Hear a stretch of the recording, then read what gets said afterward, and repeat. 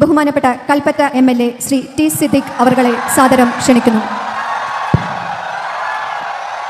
ഏറെ ബഹുമാന്യനായ അധ്യക്ഷൻ ശ്രീ രാജൻ മിനിസ്റ്റർ, ഈ പരിപാടിയുടെ ഉദ്ഘാടന കർമ്മം നിർവഹിച്ച ആദരണീയനായ മുഖ്യമന്ത്രി ശ്രീ പിണറായി. നിങ്ങൾ പരിപാടി ഉണ്ടായിരുന്നോ? അതായത് വയനാട്ടിൽ നമ്മുടെ സർക്കാർ പരിപാടി നടത്തിയല്ലോ, 178 വീടുകൾ വെച്ച് കൊടുക്കുന്നതിൻ്റെ അതിൻ്റെ ഉദ്ഘാടന പരിപാടി.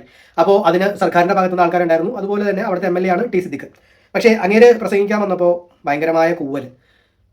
അപ്പോൾ ഞാൻ കണ്ടിടത്തോളം ഈ വയനാട് ദുരന്തമെല്ലാം നടക്കുന്ന സമയത്ത് അതൊരു പാർട്ടി ഭേദമന്യേ, അല്ലെങ്കിൽ ഏത് പാർട്ടിയാണ് ഭരിക്കുന്നത് അതൊന്നുമില്ലാതെ എല്ലാവരും കഷ്ടപ്പെട്ട് ആ സമയത്ത് നാടിന് വേണ്ടി പലതും ചെയ്തിട്ടുണ്ട്. അതിൽ മുൻപന്തിയിൽ നിന്നൊരാൾ തന്നെയാണ് ഈ വയനാട് MLA. പക്ഷേ പിന്നീട് എന്തൊക്കെയോ സംഭവിച്ചു. ഇപ്പോൾ നല്ല കൂവൽ കിട്ടി. അപ്പോൾ ചിലർ പറയുന്നു ഇത് പാർട്ടിക്കാരെ വെച്ച് കൂവിച്ചതാണെന്ന്. പക്ഷേ ചിലർ പറയുന്നു ഇവർ കുറച്ച് കഥകൾ പറഞ്ഞല്ലോ, അതായത് ദുരിതാശ്വാസ നിധിയിലേക്ക് കാശ് കൊടുക്കരുത്, അത് കൊടുത്തു കഴിഞ്ഞാൽ കട്ടുകൊണ്ട് പോകും. ഇതിന് മുന്നേ അപ്പോൾ പല പ്രശ്നങ്ങളായിരിക്കാം. ഇതിന് മുന്നേ കൊറോണയുടെയും പല കാശിനും ഒന്നിനും കണക്കില്ലല്ലോ. അല്ലെങ്കിൽ ഇതിന് മുന്നേ ഒരു കണക്ക് വിട്ടായിരുന്നു, ഇത്ര കോടി, ചായ കുടിച്ചതിന് 10 കോടി, വണ്ടി ഓടിച്ചതിന് 20 കോടി എന്നൊക്കെ പറഞ്ഞിട്ട് പല ടൈപ്പ് കണക്കുകൾ വന്നായിരുന്നു.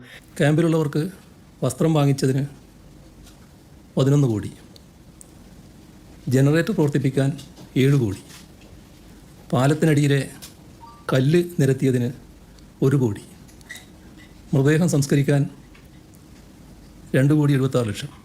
ഇതൊക്കെ കൊണ്ടായിരിക്കാം അവർ പറഞ്ഞത്. എന്തുകൊണ്ടാണോ പറഞ്ഞതെന്നറിയില്ല. ചിലപ്പോൾ ഇത് ഇത്തരം കാശ് കൊടുക്കരുത് എന്ന് പറഞ്ഞ് ട്രിഗർ ചെയ്തിട്ടാണോ, അതോ കോൺഗ്രസ്സുകാർ വീട് വെച്ച് കൊടുക്കാമെന്ന് പറഞ്ഞിട്ട് കൊടുക്കാത്തത് കൊണ്ടായിരിക്കുമോ? എന്താണ് നിങ്ങളുടെ അഭിപ്രായം? എന്തുകൊണ്ടായിരിക്കും എന്തായാലും കൂവിയത്?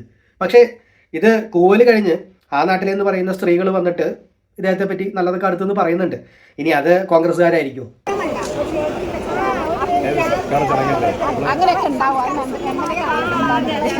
ഞങ്ങളെ MLA ആണ് സിദ്ദിഖ് MLA.